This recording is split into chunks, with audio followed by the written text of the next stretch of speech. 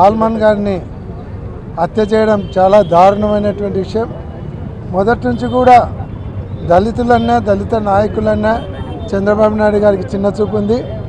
ఒక ముఖ్యమంత్రి హోదాలో ఉండి ఆయన ఒకప్పుడు ఎవరైనా దళితులలో పుట్టాలని అనుకుంటారా అని వివక్ష చూపించినటువంటి వ్యక్తి. అంటే దళితులు అంటే అంత తక్కువ చేసి హీనంగా చూస్తూ ఉన్నాడు. అంటే ఎవరు పుట్టాలనుకోకూడదా, పుట్టినటోళ్ళు ఎందుకు పుట్టామని బాధపడేటటువంటి మాటలు మాట్లాడుతూ ఉన్నాడు ఆయన. కాబట్టి ఆయన మొదటి నుంచి దళిత వ్యతిరేకి. ఇక్కడే కాదు, పవన్ కళ్యాణ్ గారి కాన్స్టిట్యున్సీలో దళితులందరినీ కూడా గ్రామ బహిష్కరణ చేశారు. పిన్నెల్లి గ్రామంలో దాదాపు 400 మందిని గ్రామ బహిష్కరణ చేసి ఊర్లోకి రాకుండా దళితులందరినీ కూడా ఊరు బయటికి పంపించినారు.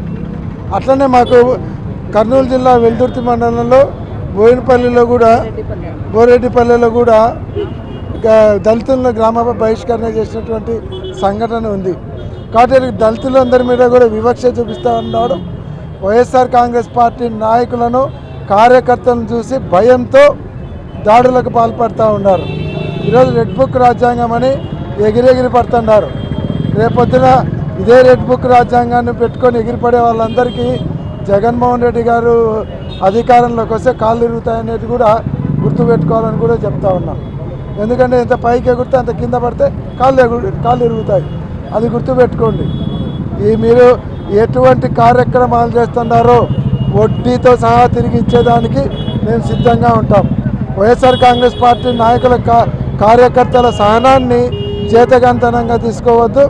రేపొద్దున సహనం కోల్పోయి ఎదురు తిరిగినారంటే మీరు తట్టుకోలేరు. మీ పోలీసులను అడ్డం పెట్టుకునే మిమ్మల్ని తరిమి కొట్టే కాలం దగ్గరలో ఉందని హెచ్చరిస్తూ ఉన్నాం. చంద్రబాబు నాయుడు గారు మరొకసారి దళిత వ్యతిరేకతను ప్రదర్శించారు. ఎందుకు చంద్రబాబు నాయుడు గారిని దళిత ద్రోహి అంటారో ఈ మందా సల్మాన్ గారి యొక్క వ్యవహారంలోనే అర్థమైపోతుంది. దాడి చేసి గ్రామంలోనికి రానివ్వకుండా చేసి అదేవిధంగా ప్రాణాపాయ స్థితిలో హాస్పిటల్లో చేరి మరణం చెందిన తర్వాత కూడా ఆ యొక్క శవాన్ని కూడా గ్రామంలోకి రానివ్వకుండా తనకి దళితులపై ఉన్నటువంటి వ్యతిరేకతని ఆయన మరొకసారి రుజువు చేసుకున్నారు.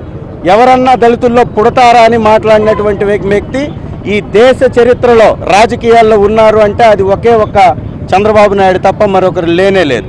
దళితులపై ప్రేమ లేదు, దళితులంటే వైఎస్ఆర్ కాంగ్రెస్ పార్టీకి అనుకూలంగా ఉంటారు అనేటటువంటి ఆలోచనతోటి వైఎస్ఆర్ కాంగ్రెస్ పార్టీకి ఓటేశారని వారిపై దాడులు చేపిస్తూ గ్రామ బహిష్కరణలు చేపిస్తూ గ్రామంలోకి రావాలి అంటే వైఎస్ఆర్ కాంగ్రెస్ పార్టీ వస్తే తప్ప రాలేరు అనే విధంగా మెసేజ్ వచ్చే విధంగా తెలుగుదేశం పార్టీ చేస్తున్నటువంటి నిర్వాకానికి ఇది పరాకాష్ట.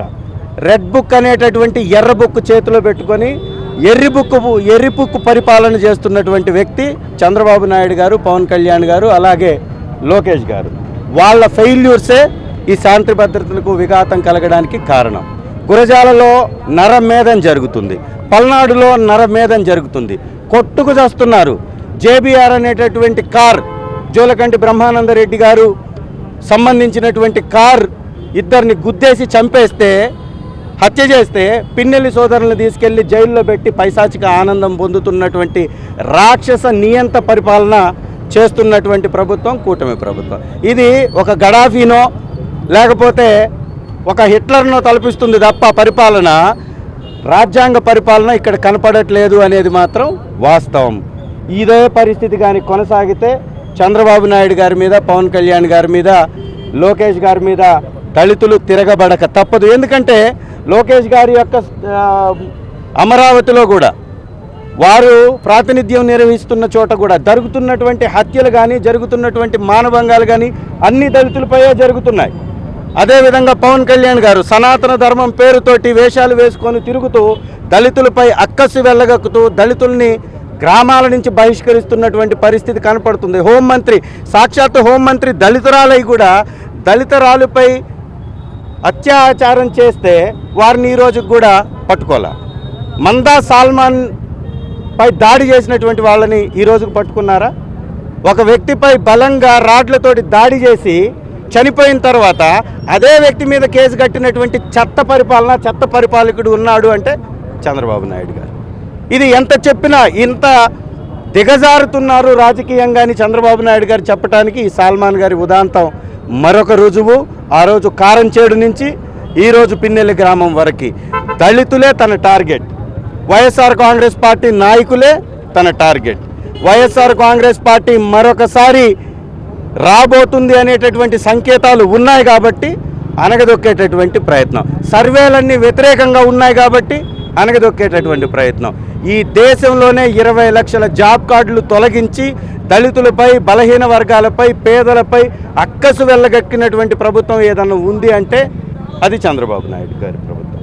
ఇదంతా కూడా ఒక సరైనటువంటి నాయకత్వ లోపంతో వైఎస్ఆర్ కాంగ్రెస్ పార్టీకి ఉన్నటువంటి బలమైన నాయకుడు మా అధ్యక్షుల వర్యులు జగన్మోహన్ రెడ్డి గారిని ఎదుర్కోలేక ఆ కింద స్థాయిలో ఉన్నటువంటి నాయకులపై దాడి చేస్తున్నారనే దానికి ఇది ఒక ఎగ్జాంపుల్.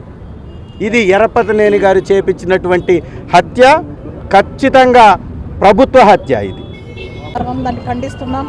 ఎందుకంటే ఎప్పుడు కూడా దళితులు అంటే చంద్రబాబు నాయుడు గారికి ఒక చులకన భావం.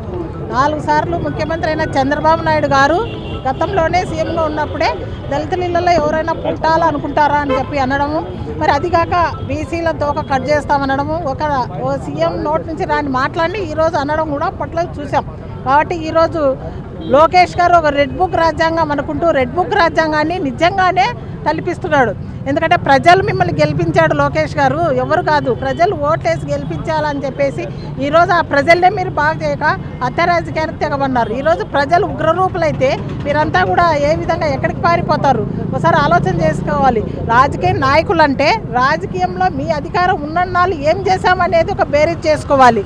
ఎందుకు మీరు ఒక కక్ష కట్టారు వైఎస్ఆర్సీపీ మీద? ఎక్కడెక్కడ జగన్ ఉంటే అక్కడ జనాలు ఎందుకుంటున్నారయ్యా? ఆయన అన్ని మంచి పనులు చేశాడు. ఆయన తండ్రి గారైనా రాజశేఖర రెడ్డి గారు కూడా అప్పుడు అన్నీ కూడా గుర్తుండిపోయే విధానాన్ని తీసుకొచ్చాడు. రాష్ట్రంలో, ఉమ్మడి రాష్ట్రంలోనూ గుర్తుండిపోయేటట్లుగా ఉన్నారు. ఈరోజు మీరు అనుకుంటున్నారు ఈ రెడ్ బుక్ రాజ్యాంగం వలన చంపడాలు చేయడాలు, మహిళలు దారుణంగా చిన్నపిల్లల నుంచి వృద్ధుల వరకు కూడా మానభంగాలు ఇవన్నీ కూడా చెప్పుకోవాలంటే ఒక మహిళగా నాకే సిగ్గుచేటు. ఒక మహిళా ముఖ్యమంత్రి అయినా, మహిళా మంత్రి అయినా, ఒక హోమ్ మినిస్టర్ అయినా అనిత గారి గురించి చెప్పడానికి కూడా మేము ఒక మహిళా మాజీ ఎమ్మెల్యేనైనా నాకే ఒక సిగ్గుచేటుగా ఉంది. ఎందుకంటే ఒక మహిళా మంత్రి అయిన అనిత గారు కూడా ఒకసారి ఇలాంటివి జరగకుండా పునరావృతం కాకుండా చూసుకోవాల్సిన పరిస్థితి ఆమెకు ఉంది. కానీ ఇవన్నీ కూడా పట్టనట్లు లేవు. ఎంతమున్నా అందరూ కూడా రెడ్ బుక్ రాజ్యాంగం నడపడానికే ముగ్గు చూపుతున్నారు. రాష్ట్రంలో మీరు చెప్పిన పరిస్థితులేమి, మీరు చేస్తున్న పనులేమి? ఈరోజు 2 సంవత్సరాలు పూర్తి కాకుండానే మీరు ఇంత పాపాలు మూట కట్టుకున్నారు. ఇవన్నీ కూడా ప్రజలు ఖచ్చితంగా గుర్తుపెట్టుకుంటారు. రాబోయే కాలంలో కూడా మీరు చేసేటివన్నీ కూడా మళ్ళా కూడా మీరు రివైజ్ తీసుకోవాల్సిందే. మళ్ళీ వెనక్కి అయితే ఖచ్చితంగా రిటర్న్ గిఫ్ట్ అనేది ఉంటుంది మీకు. ఇలాంటి అరాచకాలకి వైఎస్ఆర్సీపీ ఎప్పుడు భయపడరు. మా జగనన్న ఒక కన్ను సైగ చేస్తే మీరంతా కూడా ఉంటారా? ఎంతసేపు ఉన్నా కూడా ఆయన నిబ్బరము నిజాయితీతో ఎంతో నిబ్బరంగా రాష్ట్రము మరి ఒక రాష్ట్రంలో ఉన్న ప్రజల్ని ఒక మంచిగా చూడాలి కానీ అరాచకాలతో చూడకూడదు అనేది ఆయన నైజం. కాబట్టి మీరంతా ఈరోజు ఉన్నారు. కాబట్టి ఇలాంటి హత్య రాజకీయాలకు ఫుల్ స్టాప్ పెట్టండి. ఎందుకంటే మధ్యంతరమైన వ్యక్తులంతా కూడా ఈరోజు ఒక మనిషి ఇంట్లో పోతే ఆ మనిషి బాధ ఎంత ఉంటుందో ఒకసారి ఆలోచించుకోండి అని చెప్పేసి మళ్ళీ ఇలాంటి పునరావృతం కాకుండా కూడా ఆలోచన చేసి మంచి విషయాలపైన దృష్టి పెట్టండి. రాష్ట్రంలో ఉండే ప్రజలపైన, సంక్షేమం పైన, అభివృద్ధి పైన దృష్టి పెట్టండి అని చెప్పేసి మరీ ఒకసారి మీడియా ద్వారా వాళ్ళకి తెలియజేస్తున్నాం.